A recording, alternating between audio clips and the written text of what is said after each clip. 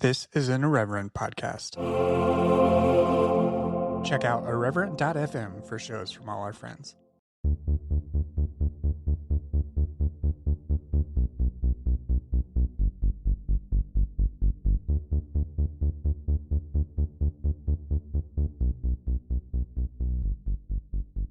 Hello and welcome to Evangelical, a show exploring the world inside and outside the evangelical subculture.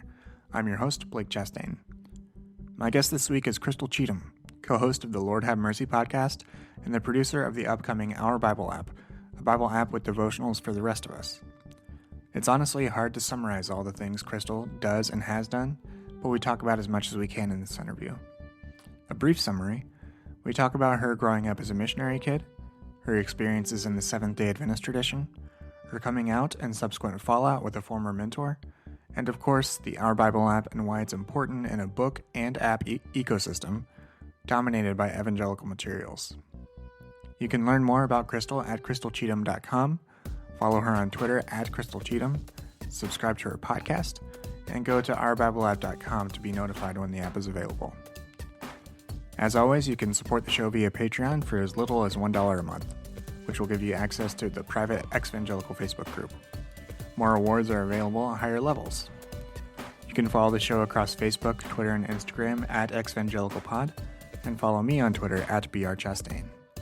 Please rate and review the show on iTunes and tell people about the show. It's the best way for it to reach a wider audience. All right, let's get to it.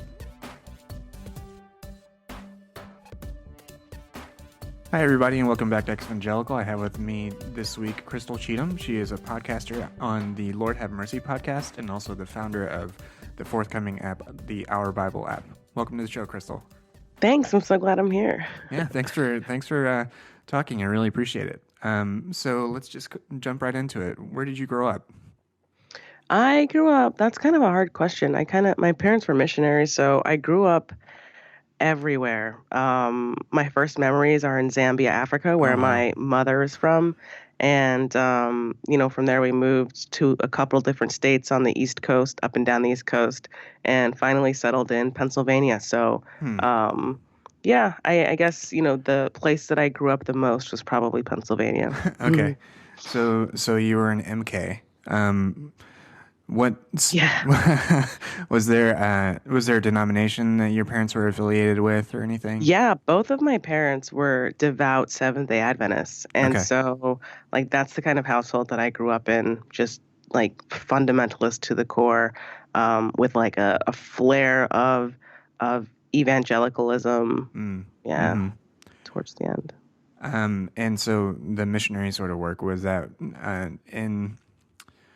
I don't have a ton of exposure to missionary work. I mean, I've known some people at college and some other guests I've had on that have had that. What did their missionary work entail? Yeah, so my mom has gone pretty far with her nursing degree, but they went back to Zambia when me and my brothers were just tiny little things, so that she could do nursing in the villages, and my father, I forget what he was doing. I think that he was teaching. Okay. Possibly. Yeah. So my mom is from Zambia, so she went back to just kind of help the people that had helped her grow up, and we stayed there for about 3 years, and then we came back. And then when you came back, was that did they continue to work within the church or within the denomination, or did they move on to other endeavors? Yeah, so my dad's side of the family, everybody on that side of the family is a pastor or a preacher or a deacon in the Seventh-day Adventist Church or the choir director. So very entrenched in the religion on that side, and also on my mom's side, there's plenty of pastors on that side as well. So when we came back, my dad was actually an artist. He passed away when I was 15, but at the time he was a really great artist. And so when he came back, he decided maybe I can't feed my family as an artist. Maybe I'm going to go back to school. And so he went back and got his I think, a business degree. Mm. And my mom went and pursued, another degree in nursing. So I don't know. When we came back, it was just like um, parents are working and extremely poor, and kids are oblivious to how poor we are, which is why we ended up moving around. And at one point, my dad worked at the uh, in Adventism, there are these different schools, and most of them are boarding schools if you're in high school. And then, of course, we have our colleges and universities. So at one point, my dad was a boys' dean at Pine Forge University, which is a predominantly Black Seventh day Adventist church school in the hills of Pennsylvania. So that Mm. pretty much started our um, I don't know, our time here in Pennsylvania, where I've left Pennsylvania as an adult. I left to go to school, and then I came back to Pennsylvania, and I currently live in Philadelphia. But yeah, hope that answers your question. Yeah, yeah, definitely. Um, so the Seventh Day Adventist, I've learned a bit as I've talked to a couple of other guests Yeah. through that grew up in that denomination. Did the Seventh Day Adventist Church have a strong sort of youth group culture at all, as far as the sorts of things that were like? I'm 33. I'm assuming you might be around the same age. Yeah, I'll be 32 next month. Okay, yeah. So like, and then in like the mid '90s, there was a big like youth group, young Christian sort of movement Mm, that was sort of all across the U.S. at least. hmm Like it was on the cover of Newsweek and all that sort of stuff. Um, did did the Adventists have that sort of environment too for you as a teenager? Wow, what an interesting question. I mean, yeah, we had intense programming. I don't know if we were part of the global movement of, youth getting involved in church, but yeah, no, church for us was the entire family going to church. Mm-hmm. And I mean, once you're in Adventism, I hate to use, I mean, it's definitely not a cult, but it definitely is this a different culture, so Mm-hmm. when you are in it, it's like you are speaking a different language than like your neighbor next door who is an Adventist. And so I was very close with all of the youth who were in my church school, like, and we had vacation Bible school. We went to, Bible summer camp together. We Mm-hmm. did, what is it when you have like the Bible verses and you sit in like a tournament? Oh yeah, Yeah. that was I can't remember. Totally Anyway, blanking. and we had Pathfinders, which is the Adventist version of Boy Scouts and Girl Scouts, Oh yeah, and yeah. right, and when I was in high school, that's when like the whole guitar music really started to kick in. I picked up a guitar Mm-hmm.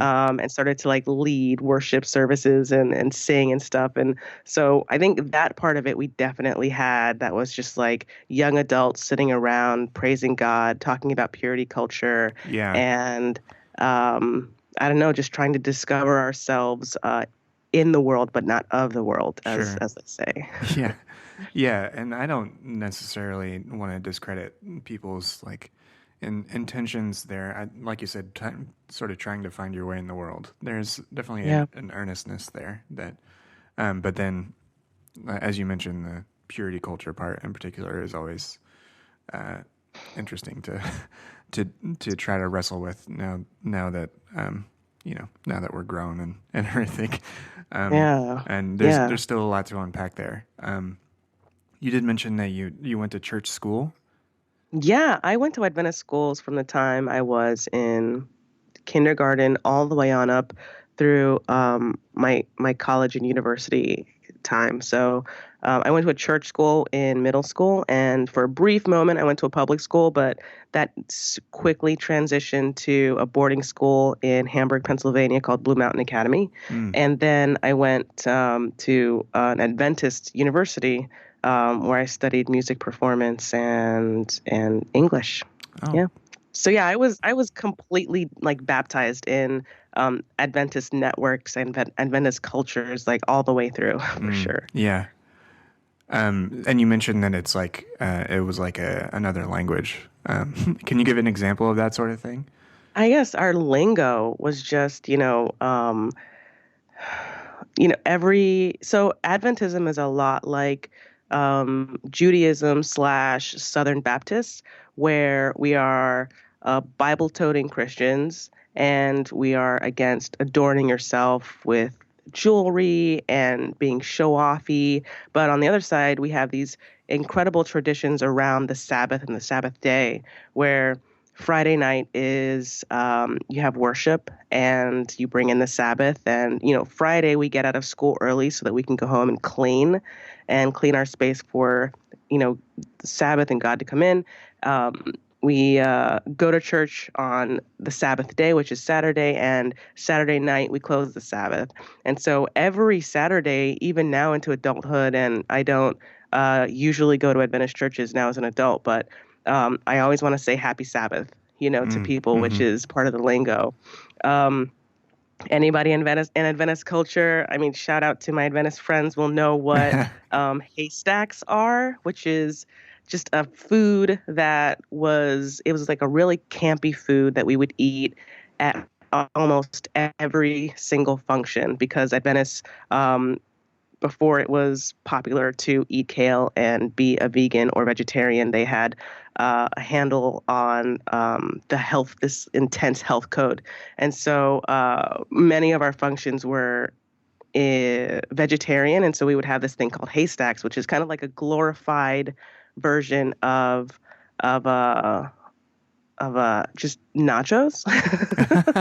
But listen, calling it nachos does not do it service. Calling it nachos kind of like plays it down because haystacks are the shit. And I mean, I'll cook them for whoever asks me to come to my house and we're gonna have haystacks and you're gonna be like, what the fuck is this? And why didn't I have it growing up? I'm serious. Nice. Yeah. That's awesome. Ask any Adventist what haystacks is and they'll just like light up. I promise. Um, so the Adventist school, the college and everything, was that kind of on par with some of the other schools? I went to Indiana Wesleyan, so it was a Wesleyan Yeah. school. Sort of the markers of that it was no rated R movies, four on the floor, uh, sort of like visitation dorm hours, um, required chapel, uh, dress Oh code, yeah. dress code, Is that primary. high Yeah, school or this is college. I'm Yeah, sorry, is that college? Yeah. yeah. Man, in high school, that was, I mean, lights out at 9 p.m. Nine. Um, High Yikes. school, we were not allowed to watch rated R movies. PG-13 was borderline. Mm. Girls sat, I mean, before I got there, they had segregated seating with girls and boys. So boys sat on one side of the chapel, girls sat on the other side. But by the time I got there that year, they had just done away with that. Mm. But girls had a dorm, boys had a dorm. If you got too close to a person of the opposite sex, you could be put on social, which meant that you had to stay within. You had to stay. It was basically like getting a restraining order against somebody where you just can't come in with a certain number of feet of them. Okay.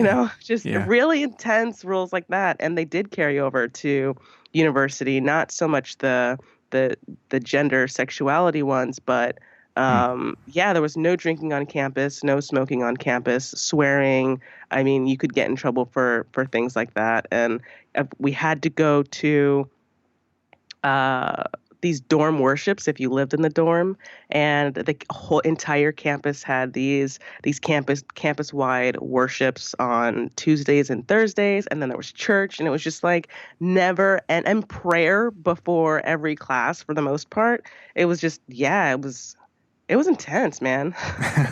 Yeah. So I haven't really asked you yet. You've described your environment that you were in. Um, what was your sort of reaction to all of this? Like how at these sorts of stages in life, like when you were being brought up as a missionary kid, and let's just kind of start there, and then um, how how did you sort of embrace the sort of teaching and everything that you were being taught, or did you sort of like strive against it? No, I think I was completely oblivious. And I'll say that honestly, there were 2 years where I did go to public school, and those are like eighth and ninth grade. Hmm. And in those years, I was just so comfortable with where I was. But that was around the time that my dad got really sick and passed away. And my dad was the most religious person and the most faithful person in my family. And so when he passed away, I was trying to figure out what it was that he had because he was on his dying bed with his hands raised to the sky, thanking God for the life that he had lived, which is just like watching him and knowing the pain that he was in, but also witnessing that as his offspring, kind of put me on a journey where I wanted to figure out what he had. So it was my request that I go to the Adventist boarding school. And from there, complete just immerging myself in this culture, soaking it up, using the the faith resources to heal myself from the grief of his death, to find my own path because I was a musician. I love singing, and it wasn't until college that that veneer, that shiny, like beautiful lie started to crack, and I started to see the holes in the problem with having things so black and white, and yes or no, and uh, yeah, things did start to change While you were in college. at that time. Huh? Yeah, college. Okay. Where did things start to crack? Like, where did you start to see the veneer? Anything in particular? I think it was just I started to have a problem with the idea of sin. What is sin? How do people sin? Um, it the way that it had been defined for me was that you do wrong things and then you have to ask forgiveness for those things. And the way that it was just so legalistic really Mm-hmm. started to tear me apart because as an artist, I saw that things aren't black and white. They're very gray. There's a lot of gray area, and we should be able to discuss those things. So, not being able to ask questions that I needed answers to, or when I did ask questions about, um, people curse and people drink, and those things don't damn them to hell. So, I mean, how far does this line actually go? Like, why are we adhering to these impossible standards and self-flagellating Yeah. constantly when we can live fuller lives? And so, the first project that I created was Follow the Red Balloon, and it was all about trying to push back against that legalistic, dogmatic rhetoric. And I remember I was asked to sing at a conference called Oshkosh, and there were like 300, like 30,000 or 30,000 people from around the world. It was like Pathfinders, the Boy Scouts thing. Mm-hmm. And I was asked to be one of the performers there. And one of the things that I did during the day when I wasn't doing like the praise team stuff was I carried around a camera, and I would go and ask people to share with me um, basically the whole like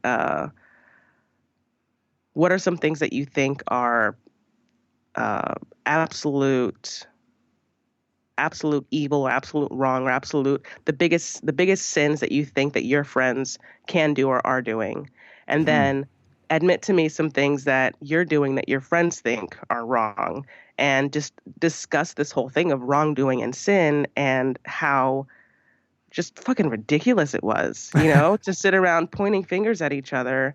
I don't know. It was I mean, it was so long ago that I can't recall the particulars of the project, but part of it was creating like these short videos, pretty much just making fun of how legalistic fundamentalism is.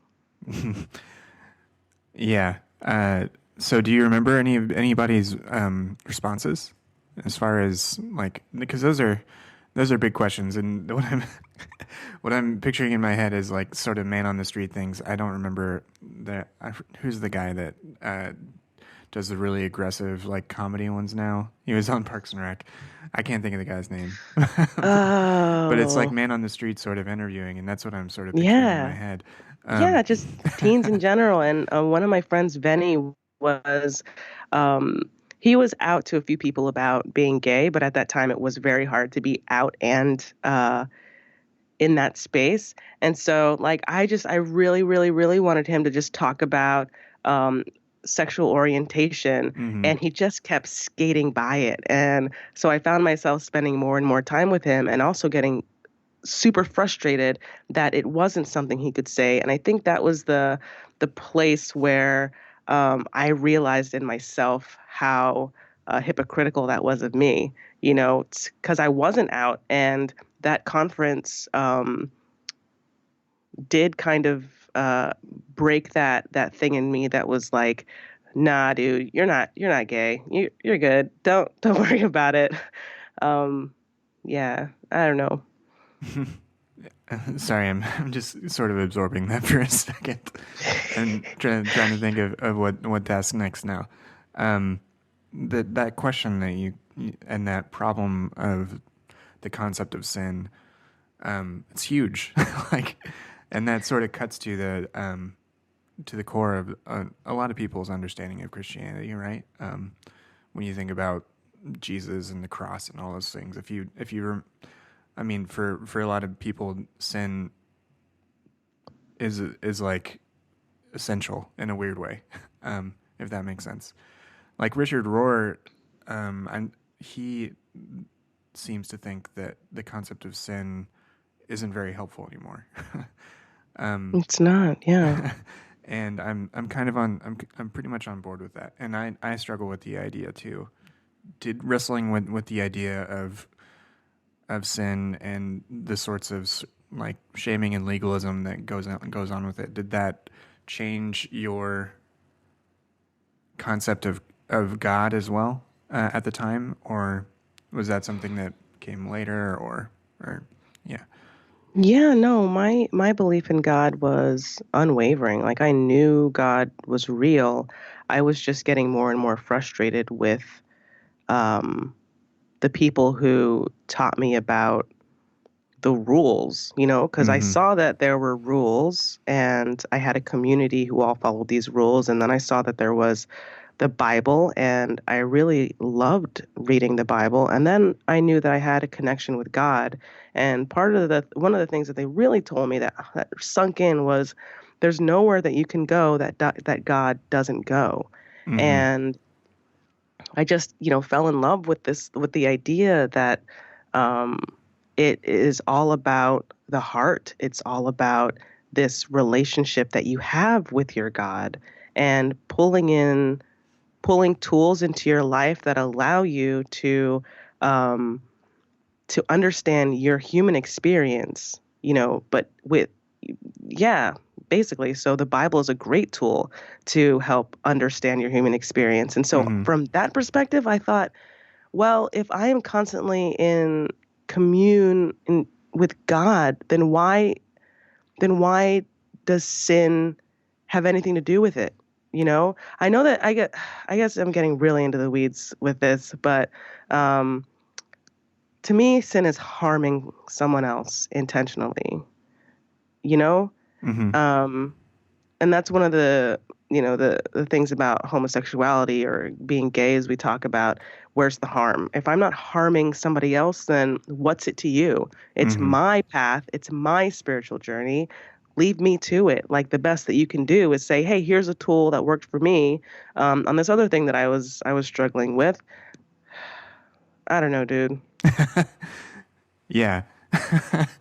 um, so if you don't mind, I'll loop back to you mentioned that you were asking your friend who's gay these questions and hoping Yeah.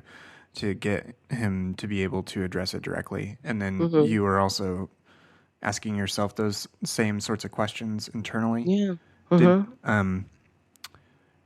that process for you uh, up into the point when you came out and everything like that? What how did the process of coming out in this community How did that go for you? What was, Yeah, it wasn't easy. From that conference, I walked away with a mentor, and I went back to my apartment, and I had a roommate, and my roommate like flat out accused me of being a lesbian, and I was just so struck that she saw the truth, and there was only one other time where that happened to me, and I was 13, and I was sitting in a group of my peers, and they were all focused on talking about boys, and I was focused on watching TV, and they asked me, "Are you a lesbian?" And it just got to the core of me, and I thought, what is this thing and how did they see it? How is it so apparent to ask this question and what does that mean to me? And so when my friend later on asked me that same question, but more in an accusatory, I've been watching you, I know this is who you are, it shook me because it had been this discussion in the back of my head for so long that I had been denying. I mean, I'd been dating dudes, so I wasn't like, I thought that I could learn how to be straight the same way that I learned uh, how to be a faithful Christian. hmm. And yeah, what was the rest of the question? I don't know. It was just a general question about how coming out in that community, how that affected you, Yeah, okay. So it was super hard. Once I figured it out, it was very hard. Oh yeah, the mentor. And so I went and I had this mentor who had grown attached to my style of ministry and my music and asked me to come and present at his church. And I went, and before going, I came out to him in email and said, "Hey, this is who I am, and my lyrics are so close to to the story of my life that I just can't stand in front of a crowd of 350 young adults and not share Hmm. the stories where these songs come from." And so at first he was so on fire for me to share that message. And then, the day I arrived, he said, "You know what, whatever message you've prepared, uh, we're not going to have you say it. What you're going to do is just get up and do the mini concert, and then we'll have someone else do the speaking part." And Oh that man. floored me. And I was just like, what the fuck? Oh my gosh. Really hurt my feelings. And the next day was church, and I remember talking to him about it in the foyer. And we stood there talking for a long time, and I asked him, "Why did you do that?" And he said, "Well, Crystal, as a Seventh Day Adventist, um, if you are practicing homosexual, you are not allowed on the stage." And I stood there bawling, and this guy, his name is Pastor Manny Cruz. He just stood there cold as ice, just like, because I mean, I told you I'd been singing since high school and in college, and Hmm. I at that point I'd recorded 2 albums, Wow. and for him to tell me that the church was willing to accept one part of me, which was he was willing to accept that I was a musician, but was not able to accept this other part of me that was my orientation that had nothing to do with him, or or the way that I thought people should see me.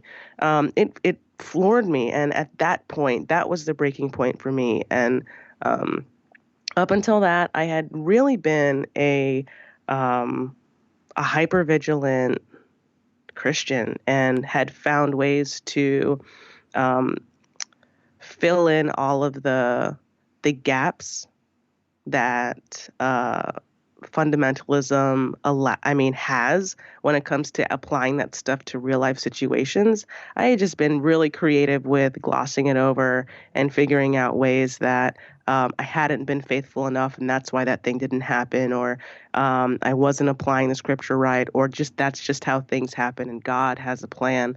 And that's when I decided, fuck this. If it comes between choosing me and myself and knowing myself Hmm. and being part of this grand charade, then fuck yeah, I'm going to pick myself. And um, I moved to Philadelphia shortly thereafter and really started to just explore what it was to be um, gay.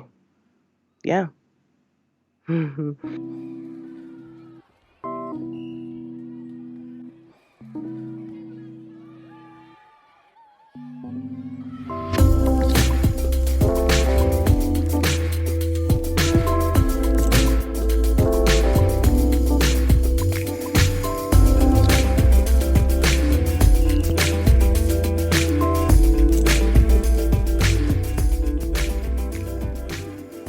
I stopped going to church.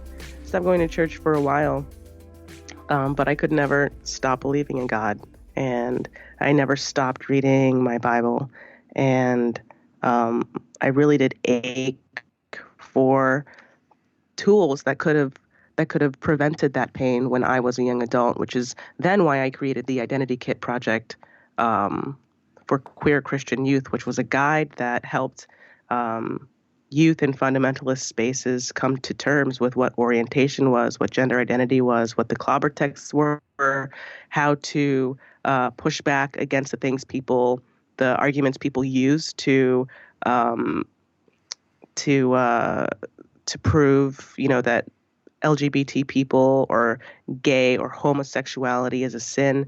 And that project was something that helped me to to understand to understand how I could reconcile my faith with my orientation. Mm-hmm. Where can people find the identity kit? Because I think that is like a Mm, hugely it's a very important sort of project to take on and make available, and especially when there are youth um, in these environments that are hostile to them. it's it's I mean, to read something like that would be such a such a relief, and to be able yeah, to, right. yeah, to be able to make that available. So Yeah, where the project had its successes. We were able to print um, a couple reprintings of the kit and the cards. It was a I called it a community center in a box. And what we mm, would do is we would print the book and the deck of playing cards that came along with it. And we had an online form where youth could go and just fill it out. Very few questions asked. We would send it to them or whatever address they asked us to send it to in an unmarked box, and then they had access to this tool that could teach them behind their youth pastor's back, behind their parents or authority figures back about themselves, like what resources to gravitate to know that their God did love them and that they had community outside of whatever small space they were living in.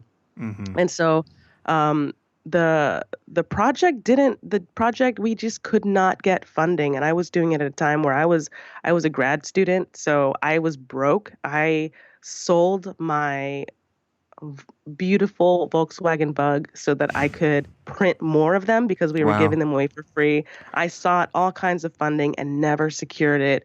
And so Hmm. the app, I had to close the doors on the project in 2013, which was like the worst year of my life for so many reasons.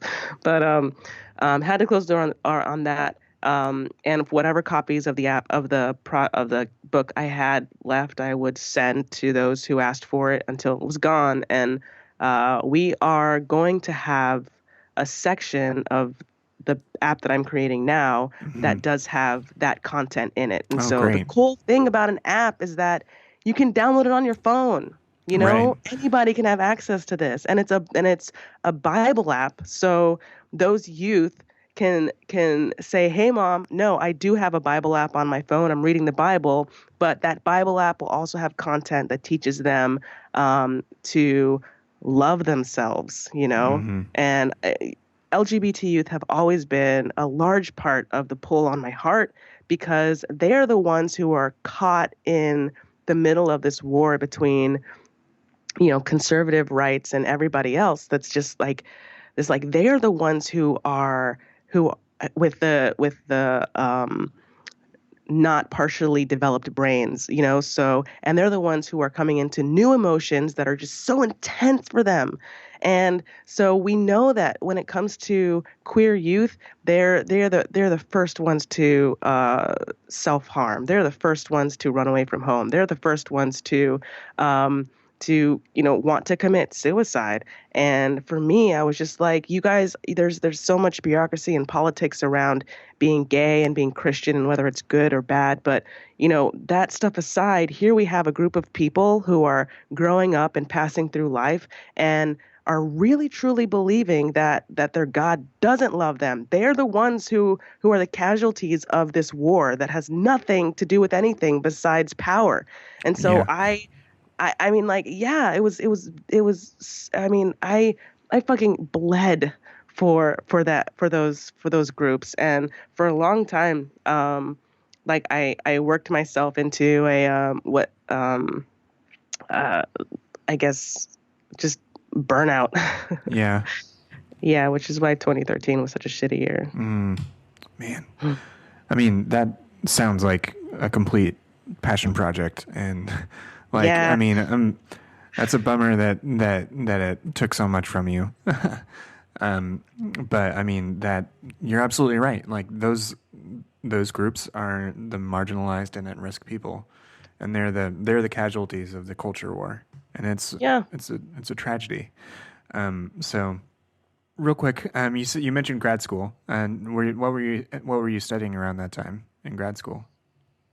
Yeah, I got an MFA in creative writing from Antioch University in Los Angeles, which was a really freeing and wonderful experience because Cool. not only was it a, uh, a master's in creative writing and storytelling, but Mm-hmm. they had a social justice bent, which really got me working with the identity kit because I needed a thesis project, Mm-hmm. and my thesis project was this kit for queer Christian youth affecting a the world socially. It was very broad, but it was a social justice focus. So yeah.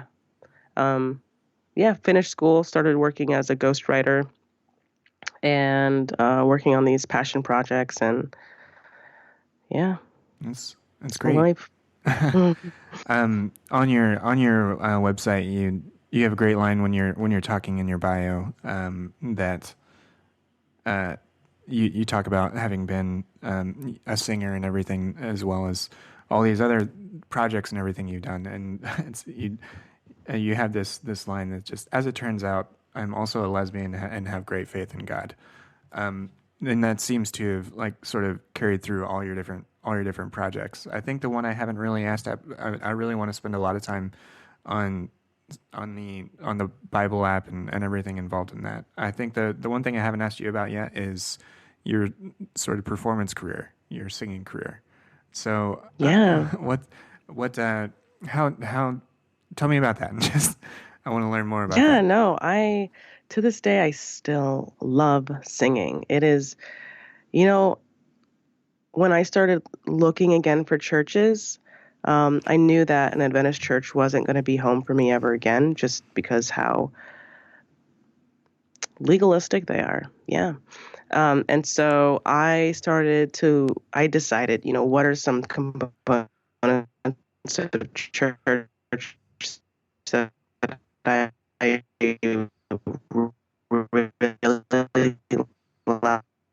like and adore, and it all singing and praising my God, and if it's not group singing, it definitely is just holding my guitar because I'm really awkward without it and telling people about the meditations of my heart. And when I first started writing music, that's exactly what it was. My poems became lyrics, became songs, Mm, and it was all from my prayer life and very just like cafe style music. And when I moved to Philadelphia, I was surviving on gigs. Yeah, I had to learn how to do covers so I could sing in cover bands. Um, and my personal music, I recorded one more album. And my personal music just, I never quite found a place for it. Hmm. Um, I guess my frustration with music in general just has to do with this idea that, I mean, when American Idol turned into something that was popular, I knew that artistry, like true artistry behind music, was dead. People wanted a formula. They Yeah. didn't want to sit down and listen to music. And so that really frustrated me, and it really pushed me away from the idea of wanting a career in music, because I knew that I was going to have to sacrifice everything. I mean, everything, including the kind of songs that I wrote and where that came from and the audiences that I would sing in front of. And it's really disheartening for an artist to sit in a room full of people, sing their heart out, and hear everyone just talking over them, you know. Yeah. Yeah. And that's what I experienced. I finally was like, why am I hurting myself? I need to find something else to pay my bills. And I think maybe my mistake was trying to um, hold up the financial. Anyway, that's how that ended. I still sing today from time to time. I'm doing something in like March 17th. I'm singing at a friend's restaurant, Cool. a little outside Philly. Yeah. Nice. That's great. Um, so let's shift over to your current project, and talk about that for a little while. It's called Our Bible App, and Yeah. the idea is really to create sort of a, from what I understand, more like a progressive sort of Bible app that's sort of a response to the more conservative or evangelical bents. Um, Yeah. is that an appropriate sort of take on it, or how? What's the Absolutely. elevator pitch? The elevator pitch is that this is a Bible app for the rest of us, for Hmm. everyone else who doesn't identify as a conservative, pig-headed asshole. And I mean, seriously, that is what it has come to. And there is a huge divide in the Christian world today, because I mean, I think for a while there, churches were just kind of going along with the yeah, we hate gays kind of thing, you know. Yeah. But ever since Trump came to power, a lot of Christians who were like, nope, we are going to completely throw our lot in with that dunderhead. And the other Christians are just kind of like, wait, this is one place I cannot go, you know. And for a long time, the church has just been this anti-gay, anti-women, pro-purity culture, anti-Muslim and other faiths, and anti-choice, and just has been just growing more and more and more curmudgeonly and old and mean spirited. Hmm. And I know that there are so many of us who, if we're not just Christian, we identify as spiritual but not religious.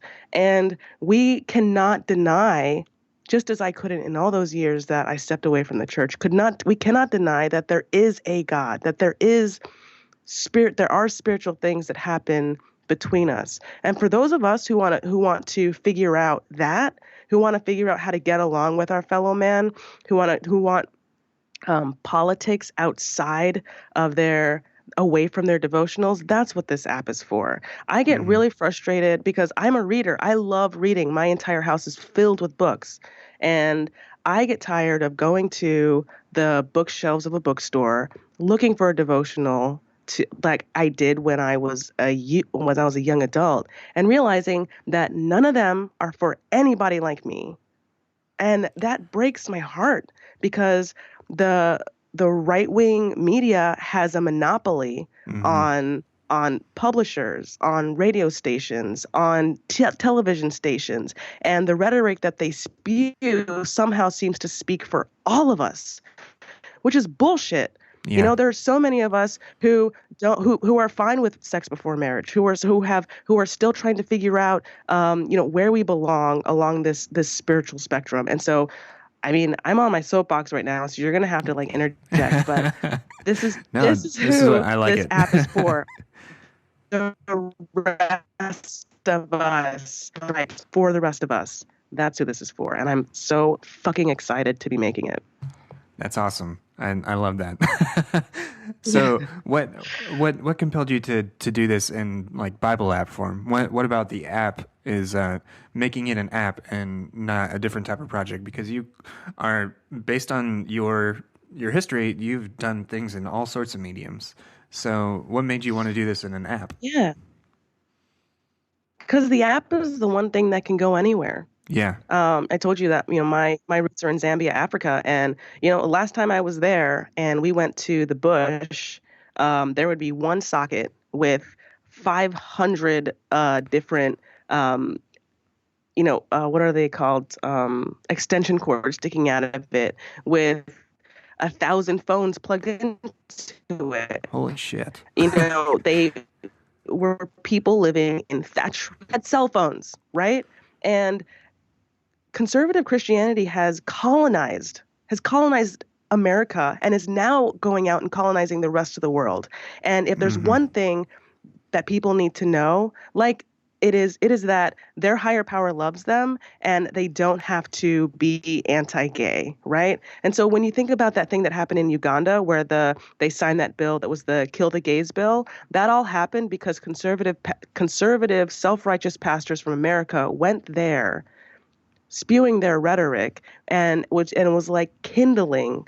It was like dry kindling and gasoline and set it ablaze and all of a sudden people are like, no, we have people, nah, dude, it's for all of us. We have a global community of people who are on our side, and that's what I wanted. That's what I wanted to create. And you asked where this need came from.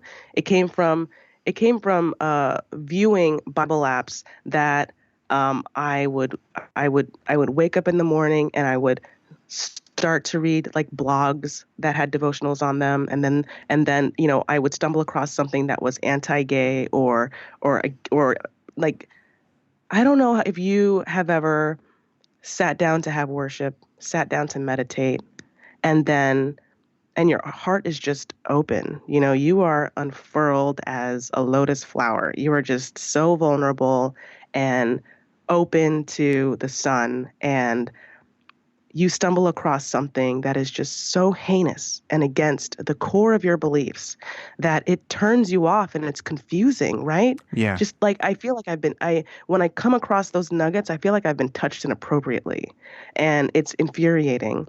And so I decided that I needed to create an app that didn't have that shit in it. In Yeah. fact, I went and sought out those app owners and I said, "Hey, what you're writing hurts people like me. What about people like me?" And they said, "Oh, well, we don't police all the things that people put in them." Just like a very relaxed kind of shoo away little fly thing. And I was like, that is so unfair and that is so mean. And that's exactly how I felt when my pastor mentor was kind of just shooing away my, "Oh, you're gay, so you're not going to sing here anymore." I was like, it's not that low bar. It's not that low bar. People are dying over this shit, and you think that it's okay? So yeah, for me it is a battleground, and for me that's why I mean I'm creating this app for me. I can't wait to read the devotionals that people submit because it feeds my soul. Um, yeah. That's very cool. And um, there's a line on your site describing the app, and this is one of the things I really love is you call it a network of universal community, which I think is a really Yeah. a really cool idea because I think through things like podcasts and Twitter and whatever else, I mean, there is an audience that continues to grow and really wants this sort of thing there. Um, and since we're talking about the devotional aspect of the Bible app, what do you see as the value of representation, and what sort of voices do you want to highlight in the app?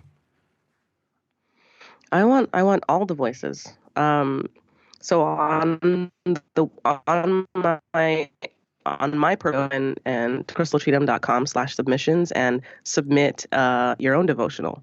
And up until this point, we have accepted almost all of the devotionals that people have written, and just I asked people to think about what they would say to their best friend who was going through a problem that they themselves have gone through. What would you write to them? And then parse it out into a 5-day plan. Cut it up, make it little thoughts. Just little beautiful nuggets, and Mm-hmm. submit that. And I want everyone to write. I don't want anyone to feel left out. And even if they are conservative, I see this as there is a spectrum of spirituality, and it is ridiculous to think that because someone is on one end of it now, they won't be on the other end of it at some time in their life. And we have to stop judging people for where they are right now. Right. We need to Yeah. accept them. And so my idea is that if you are agnostic, if you believe that there is a higher power or something out there, but there is no narrative for defining it, you should be able to find something for you on this app. Mm-hmm. If you are a black cis lesbian, the way that I am, you should be able to find something that satisfies each of your individual identities on this app. If you are trying to understand how not to be a white supremacist, you should be able to find something for yourself on this app. I mean, I want everyone to submit something. I have a group of Ugandans right now who are submitting, and I'm so freaking excited because not only are they talking about what it is like to be black, to be a African black culture, but they're also writing a bit about um, the LGBT side of that, and how their LGBT stuff is so different than what we have in America. And I'm really excited for people around the world to have those voices. Mm-hmm. Um, yeah, That's that's really great that you're giving that as a platform. To what you said earlier about the sort of conservative wings of Christianity, especially in America, and America being sort of the nexus of all this different sorts of publishing. That's absolutely true.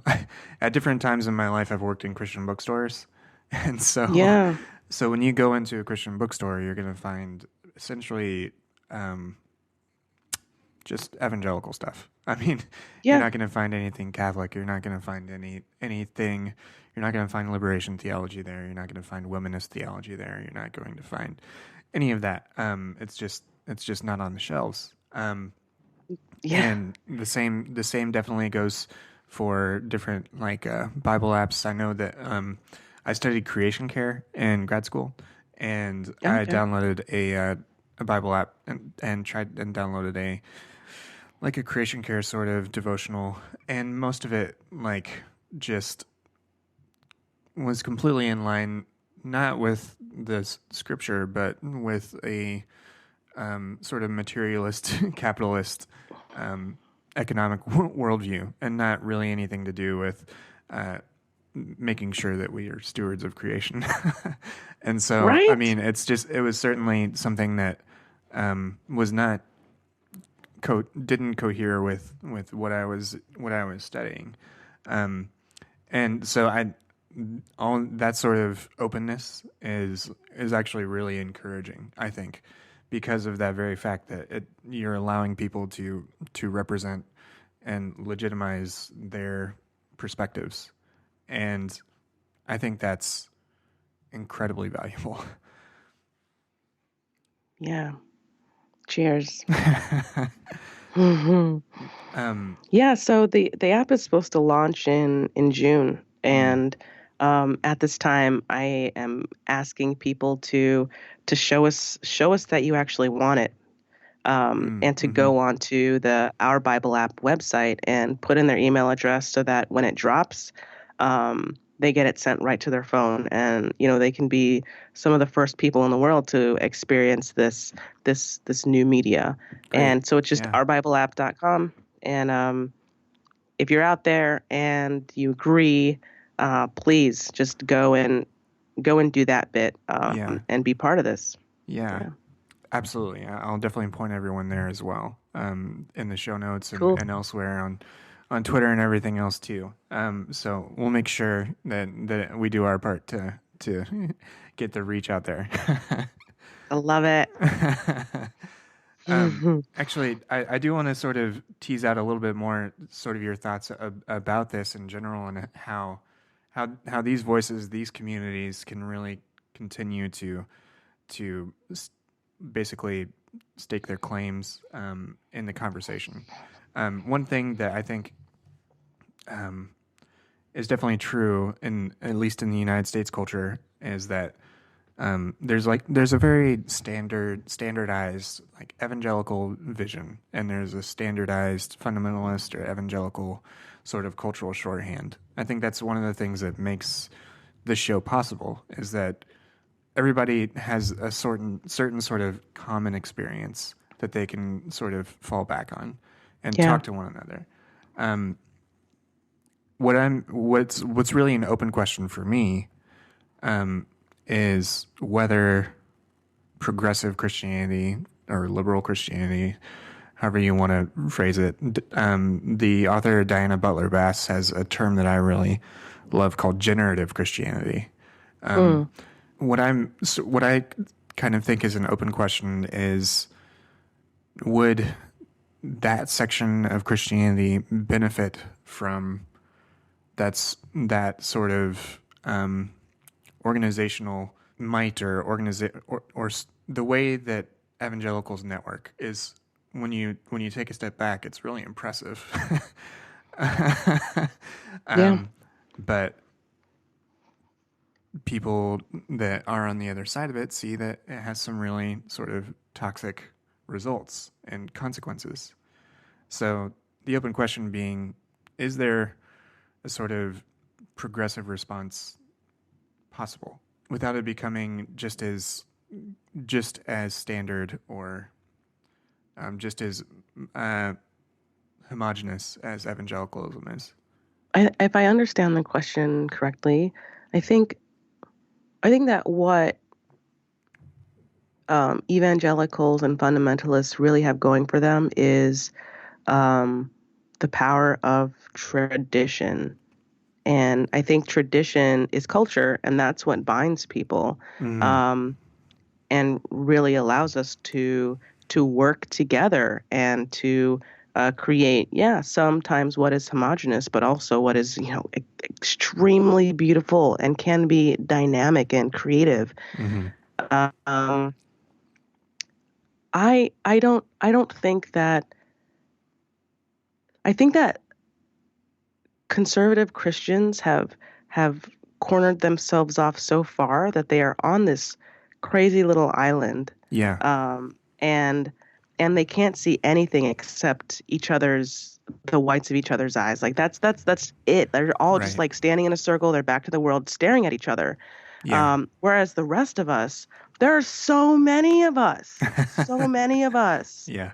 and so if there is a time where we're gonna hole off and become like that, it is not anytime soon. That's not something that I'm worried about, especially because where I'm coming from is I am promoting diversity. I say be as different and as weird and as funky as you possibly can. Yeah. Get it out For and sure. find the person that's like you, not just like in your town or in your city or in your state, but like across the world, which is the community aspect to this app, which is, find people who have read the same devotional as you and talk to them about it.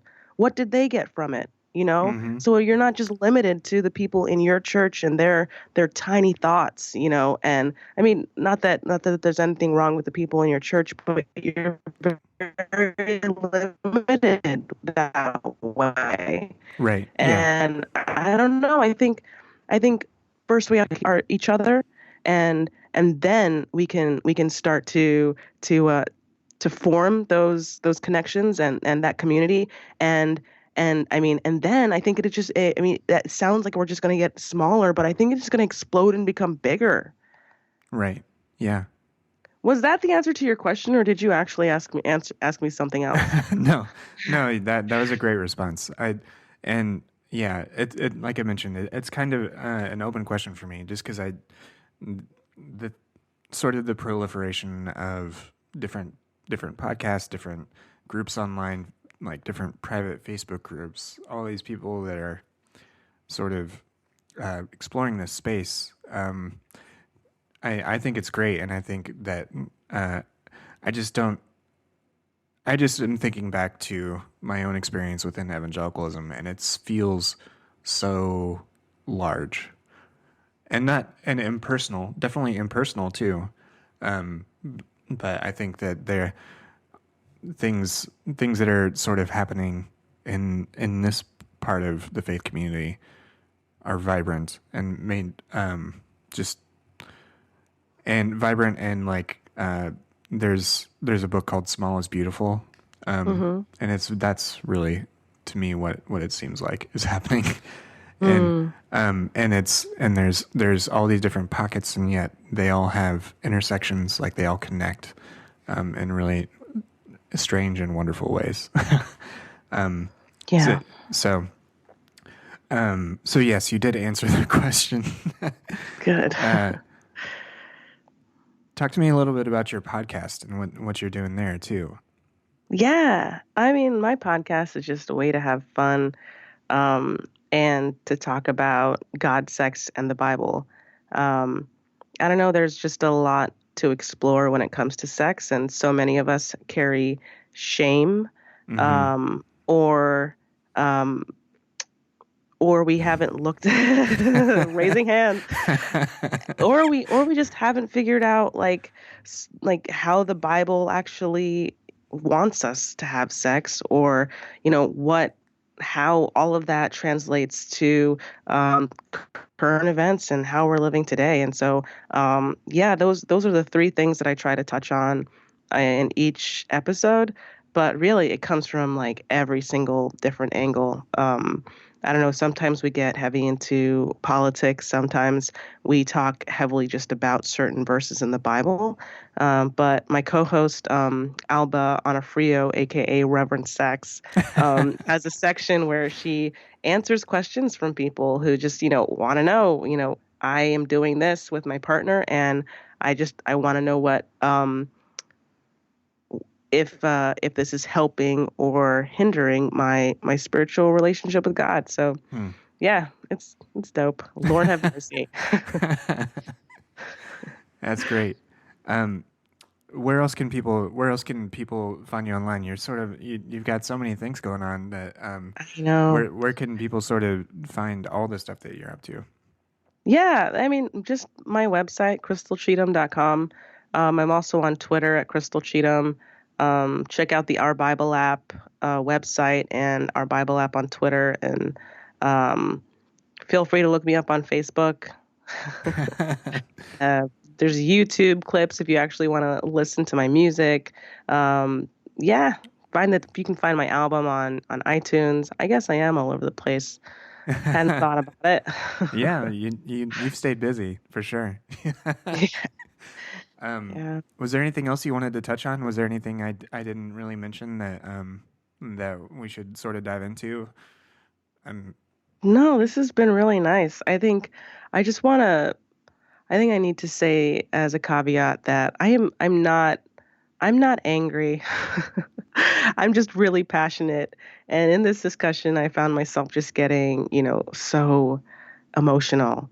And that's because as I mean, as our discussion hopefully proves, this has been a lifelong pursuit mm-hmm.